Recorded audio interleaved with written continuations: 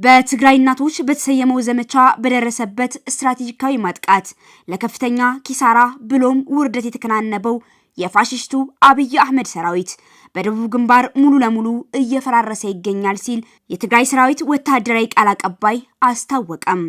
እየደረሰበት ያለው ምትና ሽንፈት መቻል ያቃተው ጠላት ከቆቦ አካባቢ የተለያዩ ተሽከርካሪዎች ባጃጅና የከባድ ጭነት መኪኖች እንዲሁም ንጹሃን ዜጎችን ወደ ምሽግ እንደ መከላከያ ለመጠቀም ወደ አውደ ውጊያው በጉልበትና በኃይል እያስገባቸው መሆኑም ተገልጿል።